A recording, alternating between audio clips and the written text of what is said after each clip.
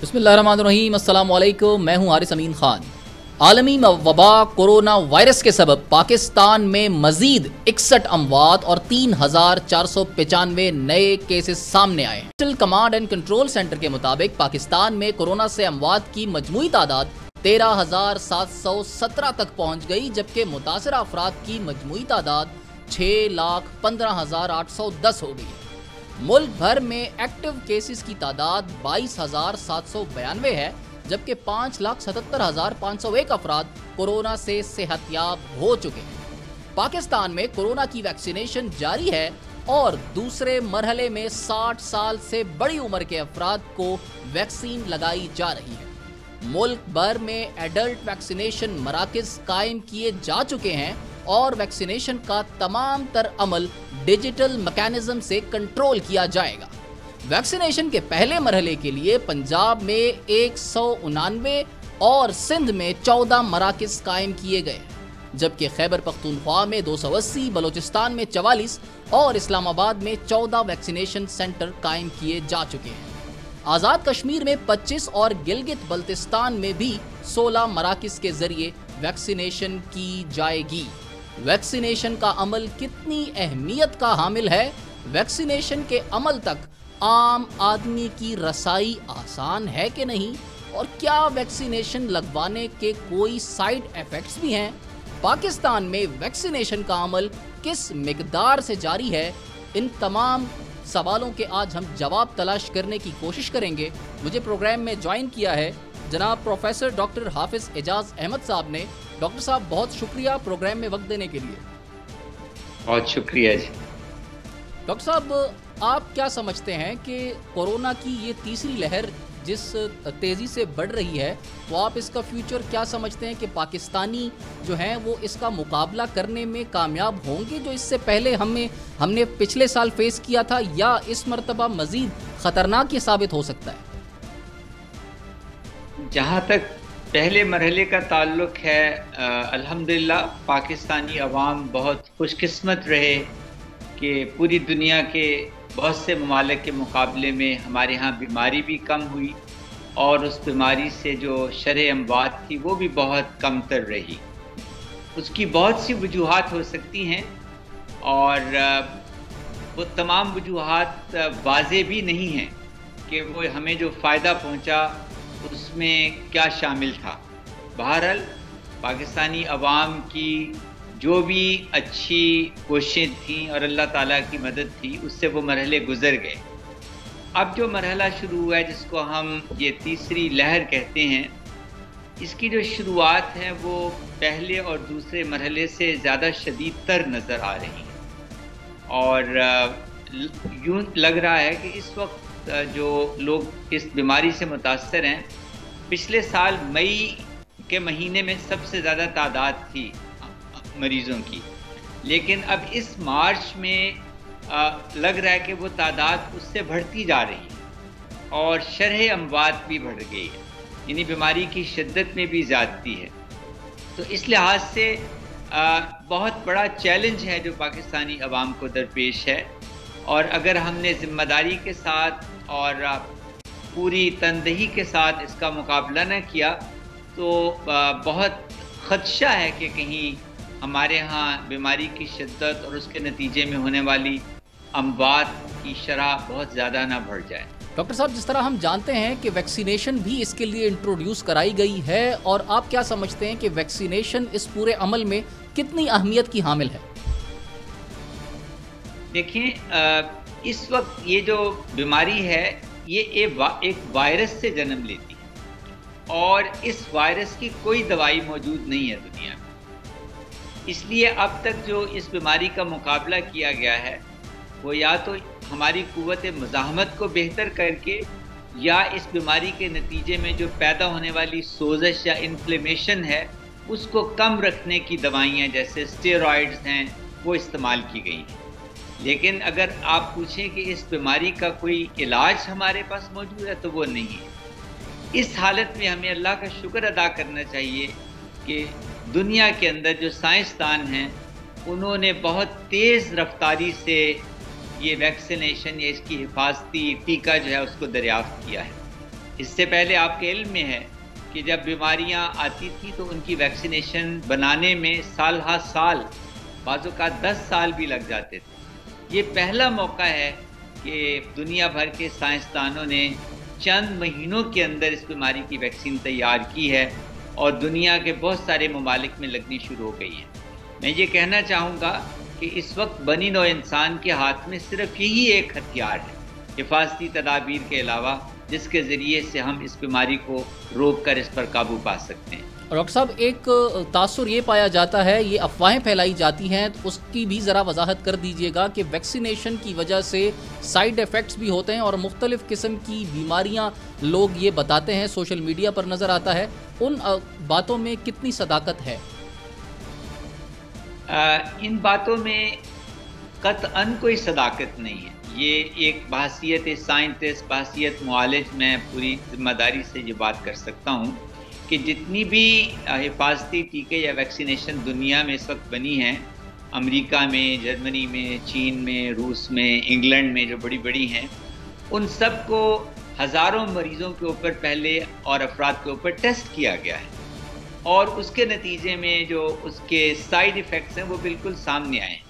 یہ تو نہیں کہا جا سکتا کہ وہ تمام 100% سائیڈ ایفیکٹس ہماری معلومات میں آ چکے ہیں، لیکن جس حد تک ان کو اسٹڈی کیا گیا ہے اور تحقیق کی گئی ہے، بہت کم وہ سائیڈ ایفیکٹس ہیں۔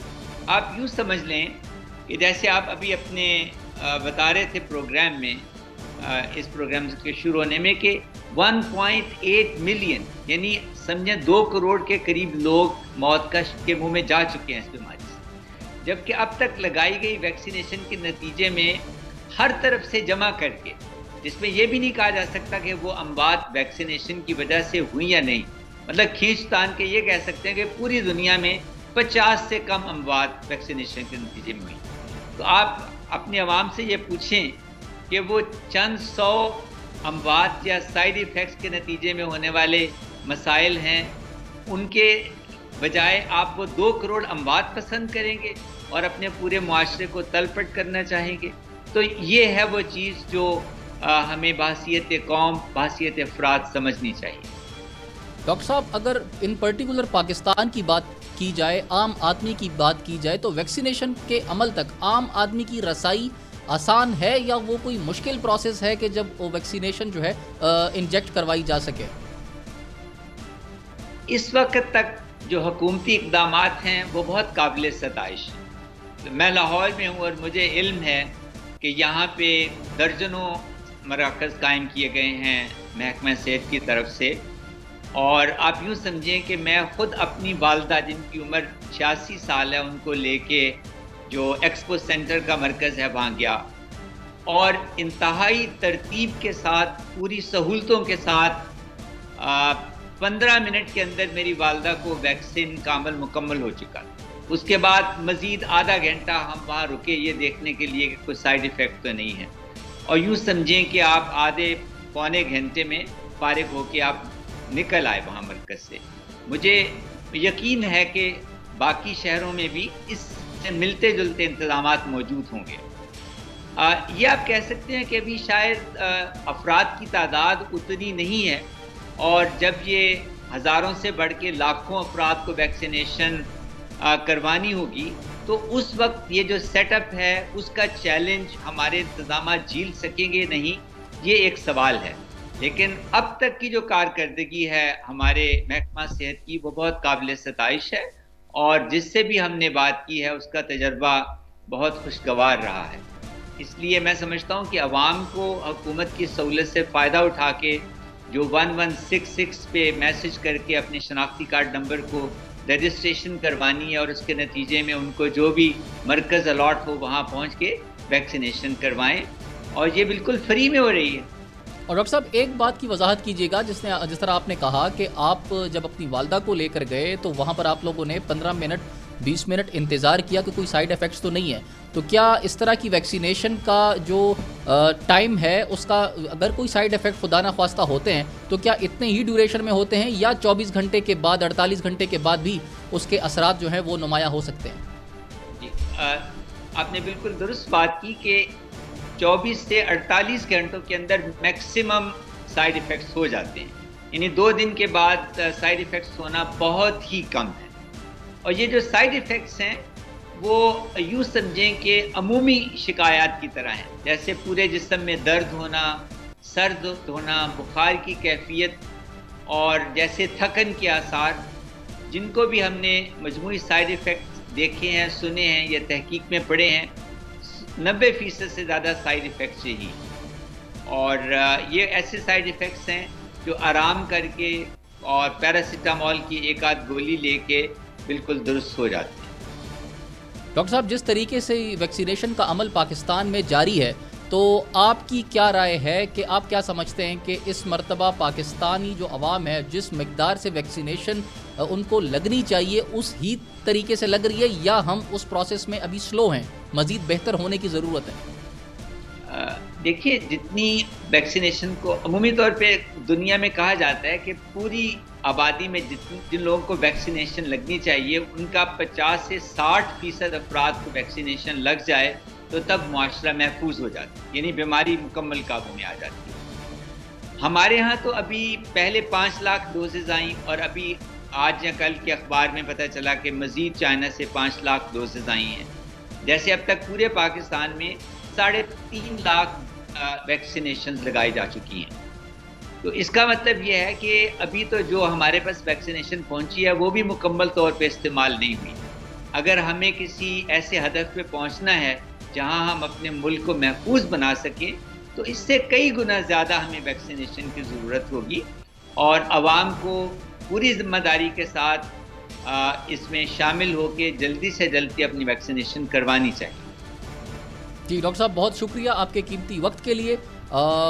ڈاکٹر حافظ اعجاز احمد صاحب کا یہ کہنا ہے کہ ویکسینیشن بہت ہی ایک اہم عمل ہے، اور اس کے پر جس طریقے کے ساتھ ویکسینز کی درآمدات ہو رہی ہیں اور جو ہمارے پاس ویکسینز موجود ہیں اتنی تیزی کے ساتھ یا اس کی فراہمی جو ہے لوگوں تک نہیں ہو رہی، اس کو بہتر بنانا ہوگا اور اس کو بہتری کی طرف لے کر جانا بہت اہم ہوگا، اور یہ ٹاسک گورنمنٹ کے لیے بھی اور ان پرٹیکولر لوگوں کے لیے بھی بہت ہی امپورٹنٹ ہے۔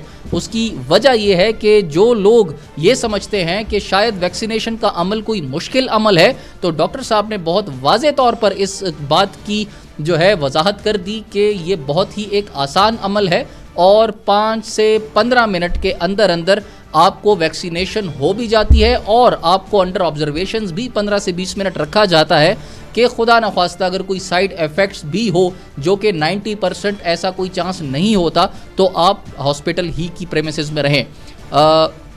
ناظرین، ابھی ایک چھوٹی سی بریک لیتے ہیں، بریک کے بعد دوبارہ حاضر ہوں گے۔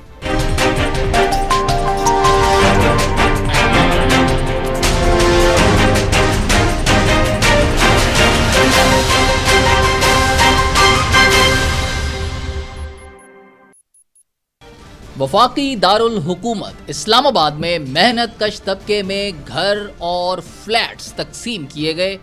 پلاٹ الاٹمنٹ کی تقریب میں وزیر اعظم عمران خان بطور مہمان خصوصی شریک ہوئے۔ وزیر اعظم نے گھروں کا معائنہ کیا اور پودا بھی لگایا۔ انہوں نے کہا کہ ہم نے پیچھے رہ جانے والے طبقے کو اوپر لانا ہے، ہم کسی پر احسان نہیں کر رہے، یہ محنت کشوں کا حق ہے۔ ان کا کہنا تھا کہ شہروں میں مزدور سرکاری ملازمین کے لیے بھی گھر بنانا ناممکن ہوتا ہے۔ محنت کش کرائے کے مکان میں رہتے تھے، اب کرایہ قسطوں میں جائے گا اور مکان ان کی ملکیت ہو جائے گا۔ گورنمنٹ کے کلاس 6 کے ملازمین بھی شہروں میں گھر نہیں خرید سکتے۔ منصوبے میں بینک شامل نہ ہوتے تو ہم یہ کام نہیں کر سکتے تھے۔ وزیر اعظم نے کہا کہ متعلقہ قانون کو عدالت سے کلیئر ہونے میں 2 سال لگے۔ متعلقہ قانون کے عدالت میں زیر التوا ہونے کے سبب اس کام میں تاخیر بھی ہوئی۔ زلفی بخاری نے کہا کہ 1,23,000 سے زیادہ گھر بنائیں گے۔ نیا پاکستان ہاؤسنگ پروگرام کے تحت تعمیر شدہ فلیٹس اور گھر بھی اس پروجیکٹ میں شامل ہیں۔ ایک طرف پی ڈی ایم پورا زور لگا رہی ہے حکومت کے خلاف، اور دوسری طرف عمران خان اپنی پروگریس کے ساتھ آگے بڑھ رہے ہیں۔ آج ہم اسی پر بات کریں گے، اسی پر گفتگو ہوگی۔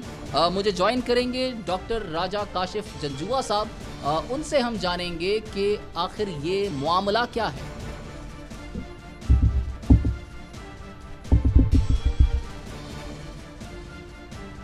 ڈاکٹر راجہ کاشف جنجوعہ صاحب سے ہم رابطہ کرنے کی کوشش کر رہے ہیں.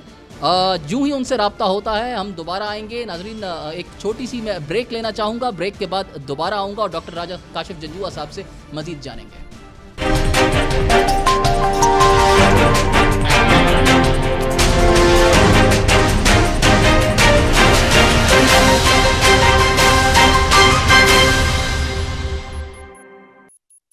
وفاقی دارالحکومت اسلام آباد میں محنت کش طبقے میں گھر اور فلیٹس تقسیم کیے گئے. پلاٹ الاٹمنٹ کی تقریب میں وزیر اعظم عمران خان بطور مہمان خصوصی شریک ہوئے. وزیر اعظم نے گھروں کا معائنہ کیا اور پودا بھی لگایا. انہوں نے کہا کہ ہم نے پیچھے رہ جانے والے طبقے کو اوپر لانا ہے. ہم ہر کسی پر احسان نہیں کر رہے, یہ محنت کشوں کا حق ہے. ان کا کہنا تھا کہ شہروں میں مزدور سرکاری ملازمین کے لیے بھی گھر بنانا ناممکن ہوتا ہے. محنت کش کرائے کے مکان میں رہتے تھے, اب کرایہ قسطوں میں جائے گا اور مکان ان کی ملکیت ہو جائے گا. گورنمنٹ کے کلاس 6 کے ملازمین بھی شہروں میں گھر نہیں بنا سکتے. منصوبے میں بینک شامل نہ ہوتے تو ہم یہ کام نہیں کر سکتے تھے. وزیر اعظم نے کہا کہ متعلقہ قانون کو عدالت سے کلیئر ہونے میں 2 سال لگے. متعلقہ قانون کے عدالت میں زیر التوا ہونے کے سبب کام میں تاخیر ہوئی.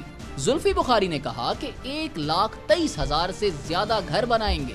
نیا پاکستان ہاؤسنگ پروگرام کے تحت تعمیر شدہ فلیٹس اور گھر بھی اس میں شامل ہیں. ایک طرف عمران خان صاحب نئے گھر تعمیر کر کے لوگوں کو, عوام کو ان کی چابیاں دے رہے ہیں جو انہوں نے وعدے کیے تھے, اس طرف گامزن ہیں. دوسری طرف پی ڈی ایم متحرک ہے, متحرک ہونے کے دعوے کر رہی ہے کہ ہم عمران خان کی حکومت کو چلنے نہیں دیں گے. آخر یہ مواجرہ کیا ہے اور اس کے جو ریزلٹس ہیں وہ کیا آنے والے ہیں سامنے, اس پر بات کریں گے. مجھے جوائن کیا ہے, تجزیہ کار ہیں ڈاکٹر راجہ کاشف جنجوعہ صاحب. بہت شکریہ ڈاکٹر صاحب پروگرام میں وقت دینے کے لیے. ڈاکٹر صاحب آپ کیا سمجھتے ہیں, ایک طرف پی ڈی ایم یہ دعویٰ کر رہی ہے کہ خان صاحب کی حکومت کو ہم نہیں چلنے دیں گے, ہر حد تک جائیں گے, اور ان کی جو ایکٹیویٹیز ہے وہ بھی ہمارے سامنے ہے کہ کس طرح وہ متحرک ہیں اور ہر طرح سے ان کو نقصان دینے کی ٹھانے ہوئے ہیں.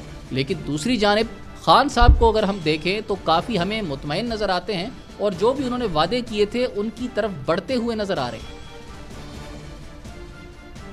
دیکھیں, سب سے پہلی بنیادی چیز یہ فرق ہے کہ ہمیں دیکھنا ہوگا کہ اگر ہم امریکہ کو ہی دیکھ لیں کہ حکومت تبدیل ہوئی تو نئے صدر نے آ کے یہ تو نہیں کہا کہ میں ٹرمپ کو نہیں چھوڑوں گا, میں سابقہ صدر کو نہیں چھوڑوں گا, اس نے یہ غلطیاں کی. انہوں نے آ کے اپنے کام شروع کر دیے. ہمارے پاس عجیب روایت ہے 70 سالوں سے 80 سالوں سے کہ ہماری روایات بڑی عجیب ہیں کہ ہمیں یہ لگتا ہے کہ جو ماضی کی حکومت تھی, جو پچھلی حکومت جو گئی ہے اس میں خرابیاں تھیں, ہم اچھائیاں تلاش نہیں کر پاتے. اور دوسرا یہ کہ ہمارا ایک رواج یہ کہ ہم حکومت گرانے پہ توجہ دیتے ہیں, جو کہ انتہائی غلط ہے. اب 3 برس حکومت کو ہو گئے, آپ سوچ رہے ہیں حکومت گرائی جائے, حکومت چاہتی ہے کہ اپوزیشن کو دبایا جائے, پریس کیا جائے. اب دونوں فریقین یہ کرتے رہیں گے تو پاکستان کہاں جائے گا, عوام کہاں جائے گی, عوام کو کیا ملے گا, یہ ایک سوال ہے. اور اس طرح تو نہیں ہونا چاہیے. نہیں ڈاکٹر صاحب, اس کے ساتھ ساتھ اگر ہم یہ دیکھیں کہ جو پی ڈی ایم کی موجودہ صورتحال ہے, آج تو مولانا فضل الرحمان صاحب نے بھی دبے الفاظ میں نواز شریف صاحب کو مخاطب کیا اور یہ کہا کہ جیلوں سے نہیں گھبرانا چاہیے. اس سے پہلے پچھلے دنوں جب ان کی میٹنگ ہوئی تھی مشترکہ طور پر, تو وہاں پر زرداری صاحب نے جو بات کی نواز شریف صاحب کو آنے کے حوالے سے, وہ بھی اس پر برا منا گئے. آپ کیا کہتے ہیں, پی ڈی ایم ایک پلیٹ فارم پر ہے, یا اگر ہے تو کتنی دیر تک ایک پلیٹ فارم پر یہ رہ پائیں گے؟ دیکھیں, اول تو یہ کہ جس کو ہم اتحاد کہہ رہے ہیں وہ بنیادی طور پر اتحاد کا مطلب یہ ہے کہ حصہ بقدر جثہ ہوتا ہے. لیکن پیپلز پارٹی بھی ایک سے زیادہ مرتبہ وزیر اعظم ان کے رہے, مسلم لیگ نون کے بھی رہے, تو پھر سوال یہ پیدا ہوتا ہے کہ دونوں امیدوار تو وفاق کے ہیں. ہاں, پیپلز پارٹی جس کمزوری کا شکار ہے, نہ وہ مرکز میں ہے نہ وہ کہیں اور ہے, اور سندھ میں بھی وہ جس طرح ہے اس کو ہم ہونا نہ ہونا برابر ہی تصور کریں گے کہ وہ بھی دیہات کی جماعت ایک رہ گئی ہے, یعنی کہ دہی سندھ کی وہ ایک بنیادی طور پر جماعت ہے. شہری سندھ میں بھی اس کی وہ کیفیت نہیں ہے. شہری سندھ کے حالات تو پیپلز پارٹی کی نسبت پی ٹی آئی کے لیے بہتر ہے کہ وہاں سے ان کے پاس سیٹیں موجود ہیں. اور یہ کس طرح ہے وہ علیحدہ بات ہے. تو اگر ہم کل دیکھیں تو پی ٹی آئی کے حالات اتنے برے نہیں ہیں, اور اگر اتنے برے ہوتے تو وہ 3 برس نہیں نکال چکے ہوتے, اور اگلے 2 برس کیوں نکال جائے گے. سوال یہ پیدا ہوتا ہے کہ عمران خان کے ہاتھ میں کیا آئے گا 5 سال بعد؟ کیا وہ ایک اچھی گورننس دے سکیں گے؟ کیا وہ عوام کو کچھ دے سکیں گے؟ اور آپ یہ دیکھیں کہ دنیا کہاں جا رہی ہے, ہم کہاں پہ موجود ہیں, ہم عوام کو کیا دے رہے ہیں؟ شاید ہم کچھ بھی نہیں دے رہے. ڈاکٹر صاحب, پی ڈی ایم کے مستقبل کو آپ کس طرح دیکھتے ہیں؟ پی ڈی ایم ظاہری طور پر تو وہ یہی کہتے ہیں کہ ہم ایک ساتھ ہیں, ان کا جو ایک دوسرے پر اعتماد سینٹ الیکشنز میں ہمیں اکٹھے کھڑے تھے وہ نظر آیا, لیکن سینٹ الیکشنز کے فوراً بعد وہ چیز ہمیں نظر نہیں آ رہی. کچھ جگہوں پر یہ بھی کہا جا رہا ہے کہ شاید زرداری صاحب اپنے مفادات پی ڈی ایم سے حاصل کر چکے ہیں اور اب مزید وہ ان کا ساتھ نہیں دینے والے. آپ کو کیا لگتا ہے کہ کیا زرداری صاحب پی ڈی ایم کے ساتھ استعفوں پر کمپرومائز کریں گے, استعفے دیں گے؟ دیکھیں, سیاست شروع ہی اس وقت ہوتی ہے جب آپ اسمبلی میں موجود ہوتے ہیں. اسمبلی کے باہر جو بھی ہوں گے آپ, وہ پریشر گروپ تو کہلائے گا, لیکن اس کو ہم سیاست نہیں کہیں گے. سیاست اسمبلی سے ہوتی ہے, قانون ساز ادارے میں ہوتی ہے. اور زرداری صاحب ان افراد میں سے ہیں جو سمجھدار ہیں, ان کو پتہ ہے کہ اگر ہم اسمبلیاں چھوڑیں گے, کیونکہ ان کے ہاتھ میں صوبہ تو ہے نا, مسلم لیگ نون کے پاس تو نہ صوبہ ہے نہ مرکز ہے, تو زرداری صاحب کیوں کریں گے ایسا؟ یعنی کہ وہ اپنے ہاتھ سے جو ایک صوبہ ہے جہاں ان کی حکومت ہے اس کو بھی چھوڑ دیں تو ان کے پاس رہ کیا جائے گا. اس لیے وہ ایسی حرکت کبھی نہیں کریں گے, کیونکہ اگر وہ صوبائی حکومت بھی چھوڑتے ہیں اور وہ کہتے ہیں استعفے نئے الیکشن پہ جاتے ہیں, تو ہو سکتا ہے کل پوری کلین سویپ کر جائے پی ٹی آئی, ہو سکتا ہے کچھ اور ہو جائے. تو اگر سب ہو گیا تو ان کی جو وزن ہے, جو مختلف جن کی طرف وہ دیکھتے ہیں بار بار کہ وہ ان کو لے آئیں گے, ان کی نظر میں ان کی وقت ختم ہو جائے گی. ایک نامزد, ایک M N A M P A کی جو اہمیت ہوتی ہے, ایک ہارنے والے امیدوار کی وہ اہمیت نہیں ہوتی. یہ سمجھتے ہیں زرداری صاحب, تو وہ ایسی کوئی بھی حرکت نہیں کر سکتے. اور دوسرا یہ کیا وجوہات ہیں ڈاکٹر صاحب کہ یہ ایک سمپل سی بات ہے, ایک عام سی بات ہے جو کہ ہر شخص کی سمجھ میں آتی ہے, لیکن پی ڈی ایم میں جو جماعتیں شامل ہیں ماں سوائے پاکستان پیپلز پارٹی کے, باقی 9 جماعتیں اسی اصرار پر ہیں کہ ہمیں آپ کے استعفے چاہیے اور ہم خود بھی استعفے دینے کے لیے تیار ہیں. دیکھیں, استعفے دینا تو کوئی اچھا کلچر نہیں ہوتا, اور رہ گئی بات یہ کہ نون لیگ استعفے دے یا نہ دے اس کو کیا فرق پڑتا ہے. مسلم لیگ نون البتہ پریشر پیدا کرنے کے لیے یہ چاہتی ہے. زرداری صاحب جیسے محترمہ نے 2008 سے پہلے جس طرح ڈیل کی, مشرف صاحب سے سارے معاملات طے ہوئے, وہ یہ الگ بات ہے کہ جب وہ آ گئیں تو پھر وہ چیزیں ساری بگڑ گئیں اور اینڈ وہ افسوسناک ہوا اس کا انجام. لیکن پیپلز پارٹی کو حکومت تو مل گئی نا, حکومتیں ان کو 88 میں بھی ملی, کبھی 70 میں ملی. پیپلز پارٹی کئی حکومتیں انجوائے کر چکی ہے, تو اب وہ ایسے نہیں کر سکتے. وہ پی ڈی ایم کے ذریعے پریشر ڈیولپ کر رہے ہیں کہ ہو سکتا ہے ان کا خیال یہ ہے, زرداری صاحب کو ایسا لگتا ہے کہ عمران خان عمر کے جس حصے میں ہیں ان کے بعد پی ٹی آئی کا کیا مستقبل ہے, شاید کچھ بھی نہیں ہے, یا ہو سکتا ہے بہت مستقبل بن بھی سکتا ہے. کیونکہ عمران خان صاحب حکومت تو کر رہے ہیں لیکن ایک لیگیسی پیدا نہیں کر رہے, ایک سکسیسر پیدا نہیں کر رہے, پی ٹی آئی کا فیوچر کوئی پیدا نہیں کر رہے. انہوں نے کوئی ایسی پلاننگ نہیں کی کہ وہ اعلان کریں کہ میرے بعد یہ ہوگا ہماری پارٹی کا سربراہ. تو پاکستان میں پارٹیاں تو افراد کے ساتھ جڑی ہوئی ہیں نا. پی ٹی آئی کا مطلب ہے عمران خان, پیپلز پارٹی کا مطلب ہے آصف علی زرداری, نون لیگ کا مطلب ہے نواز شریف. اب اگر ہم کہیں گے تو نون لیگ کا مطلب ہو جائے گا مریم نواز, شہباز شریف, حمزہ شہباز. یہی ہے نا پاکستان. پاکستان میں کوئی ایجنڈا نہیں ہوتا, منشور نہیں ہوتا. تو جب یہاں ایسا کچھ بھی نہیں ہوتا تو پھر آپ کیسے امید رکھتے ہیں کہ زرداری صاحب ایسے فیصلے کریں؟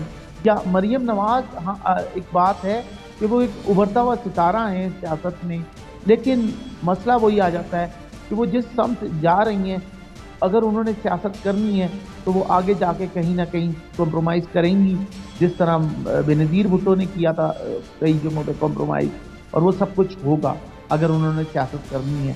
ہاں یہ کہ وہ جارحانہ سیاست سے وہ اپنی جگہ بنا رہے ہیں اور اپنی انہوں نے جگہ بنا بھی لی ہے، لیکن اس جگہ کے بعد وہ ڈیل کیا ہوگی یہ ہم میں سے کوئی نہیں جانتا۔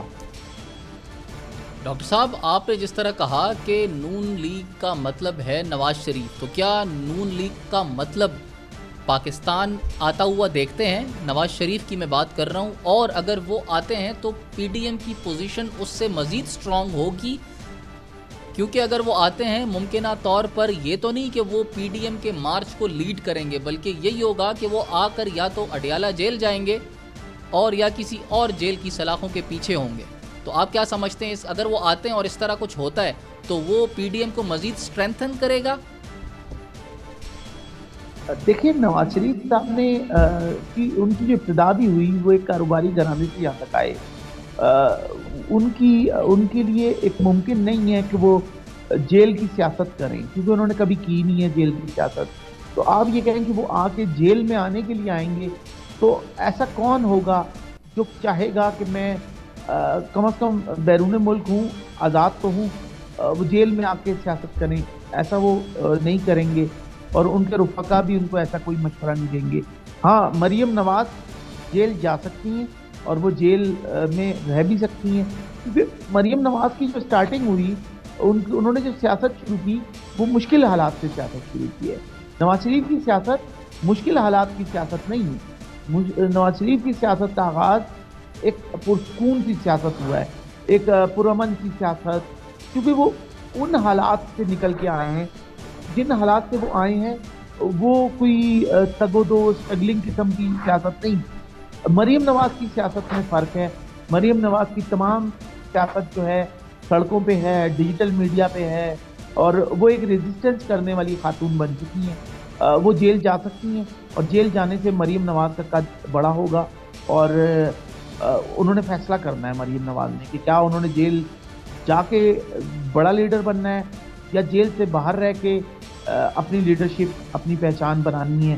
ڈاکٹر صاحب، آپ کی نظر میں موجودہ، آپ نے سب کے اوپر، پاکستان تحریک انصاف کے اوپر، نون لیگ کے اوپر، مولانا صاحب کو بھی ٹچ کیا، آپ کیا سمجھتے ہیں کہ موجودہ حالات میں جہاں پر ہم دیکھتے ہیں جس طرح کے غیر اخلاقی عمل ہو رہا ہے، آج کیپٹن صفدر کے اوپر انڈے کا جو ہے حملہ ہوا، اس سے پہلے شہباز گل کے اوپر ہوا، اس سے پہلے سابق وزیر اعظم شاہد خاقان عباسی اور ان کی ٹیم جو تھی ان کے اوپر اس طرح ہوا، تو اس طرح کی ایکٹیویٹیز جب ہو رہی ہیں تو آپ کیا سمجھتے ہیں کہ اس کو رکنا کیسے چاہیے، اس کے لیے کیا اقدامات ہونے چاہیے؟ لیکن سب سے پہلی بات یہ کہ جب لیڈرز اسٹیج پہ کھڑے ہو کے دوسرے کا مذاق اڑائیں گے، دوسرے کو صبر و تحمل نہیں سکھائیں گے، تو عوام میں سے بھی ایسے ہی لوگ نکلیں گے۔ اور مجھے افسوس یہ ہے کہ جن پہ یہ سب کچھ ہو چکا ہے، ان کی جانب سے کسی بھی پارٹی نے اپنے کارکنوں کو روکا نہیں ہے، اس کی مذمت نہیں کی کھلے لفظوں میں۔ نہ پیپلز پارٹی نے آج تک کبھی معاملے کو دیکھا ہے، نہ نون لیگ نے دیکھا، نہ پی ٹی آئی نے دیکھا، یعنی کہ زرداری صاحب کی یا بلاول کی بھی کوئی اسٹیٹمنٹ نہیں آئی کہ یہ جو ہو رہا ہے غلط ہو رہا ہے، کسی پارٹی نے نہیں کی۔ حالانکہ اگر یہ سلسلہ چل پڑا تو آپ سوچیں، پھر تو آپ عوام میں جانا ہی چھوڑ دیں گے، سیاست ختم ہو جائے گی اگر یہ اس طرح چلے گا سلسلہ۔ اور عدم برداشت کی سیاست بہت بری ہے، جیسے جوتے مارے گئے، جوتے پھینکے گئے پچھلے دنوں بھی، کبھی سیاہی پھینکی جا رہی ہے، کبھی گولیاں ماری جا رہی ہیں، یہ سب چیزیں تو ہمیں ایک اچھا معاشرہ ہم تشکیل نہیں دے رہے۔ محض وزارتوں کے لیے، محض حکومت میں رہنے کے لیے آپ اگر ایسی سیاست کریں گے تو بہت بری سیاست ہوگی۔ بلکہ میں تو سمجھتا ہوں کہ پی ٹی آئی کو جب ابھی پچھلے دنوں نون لیگ کے کچھ سیاسی لوگوں پہ جوتے جن افراد نے پھینکے اور ان کی تصویریں بھی آئیں، پی ٹی آئی کو خود ان کے اوپر پرچہ تھانے میں جا کے ایف آئی آر کٹوانی چاہیے تھی کہ یہ لوگ ہیں، چاہے وہ ان کی اپنی جماعت کے ہوں، ان کو بند کریں آپ پکڑ کے، اور ان کا الٹا لٹکائیں، ان کو ٹانگیں، اور وہی جوتے ان کے سروں پہ لگائے جائیں، تاکہ وہ ان کے اندر احساس پیدا ہو کہ یہ عدم برداشت کا رویہ نہیں چلے گا۔ آپ سیاست کریں، بدماشی نہ کریں۔ ایک آپ کوئی جنگل سے آئے ہیں، وحشی ہیں آپ، یا آپ کابل سے اٹھ کے آ گئے ہیں کہ آپ افغانستان سے آئے ہیں جو اس ملک میں آپ یہ ساری حرکتیں کریں گے، اور بہت افسوسناک ہے، اور یہ چیزیں نہیں ہونی چاہیے۔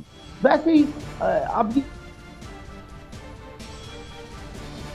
डॉक्टर साहब बहुत शुक्रिया प्रोग्राम में अपना कीमती वक्त देने के लिए। ये एक इंतहाई अफसोस का मकाम है कि अपनी हमारी सियासत इस कदर बुरी और ख़राब हो गई है, इतनी गंदगी की तरफ चली गई है कि एक दूसरे को अंडे मारने पर लोग उतर आए हैं, बल्कि ये अवामी पार्टीज़ उतर आई हैं।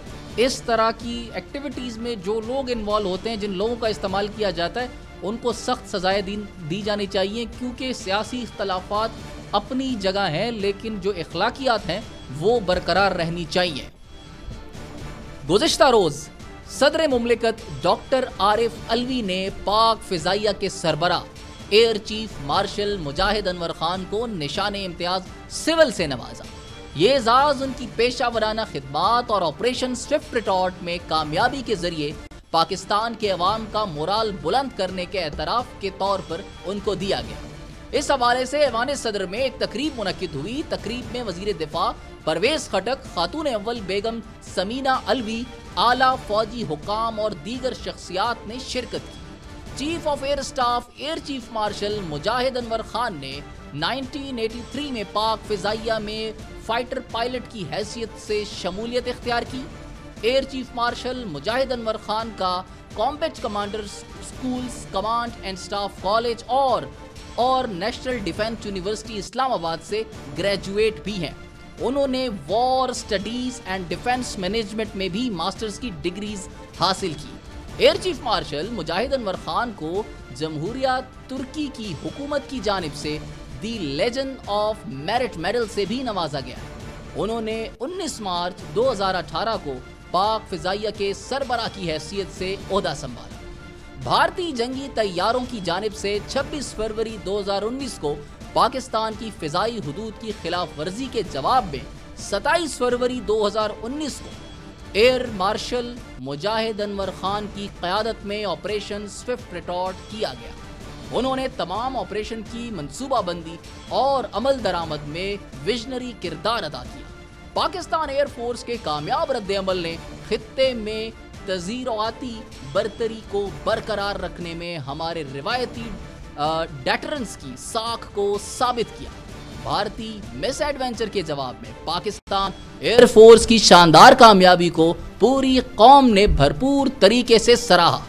एयर चीफ मार्शल मुजाहिद अनवर खान की पेशा वराना खिदमात और ऑपरेशन स्विफ्ट रिटॉर्ट में पाकिस्तान के अवाम के हौसले बुलंद करने में उनके किरदार के एतराफ़ में सदर मुमलिकत ने उन्हें निशाने इम्तियाज़ सिविल से नवाजा। पूरी पाकिस्तानी कौम उनकी खिदमात और जुर्रत की मुतारफ़ है और दुश्मन के खिलाफ उनकी कारकर्दगी पर उन्हें खिराज तहसीन पेश करती है।